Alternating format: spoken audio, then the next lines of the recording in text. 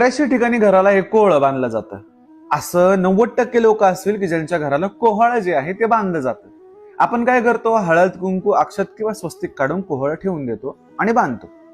परंतु याची योग्य पद्धत काय आज आपण जाणून घेणार आहोत. कोहळं म्हणजे घराला कुठल्याही प्रकारचे दृष्ट लागू नये व आतमध्ये घरात प्रवेश करणारा माणूस त्याची भावना आपल्याबद्दल सात्विक राहावी व घराला नजर होऊ नये यासाठी कोहळं असतं. कोहळं जर लाल झालं, पडलं किंवा या कोहळ्यातून पाणी गळायला लागलं तर यावेळेस याच्यात जी ताकद असते ती संपते. कधी काळं पाणी तर कधी लाल पाणी असं पाणी याच्यातनं पडत असतं. मग यावेळेस कोहळं कसं सिद्ध करून बांधायचं आज आपण जाणून घेणार आहोत. संपूर्ण व्हिडिओ माझा युट्यूबवर असेल, परंतु थोडक्यात मी तुम्हाला सांगतो.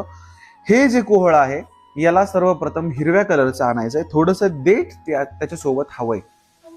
एक लाल वस्त्र घ्यायचा, त्याच्यामध्ये कापूर, तांदूळ, कोळसा आणि 9 बोटं कुंकवाने वडायचे आहे किंवा दैत्याचा चेहरा त्याच्यावरती काढायचा आहे.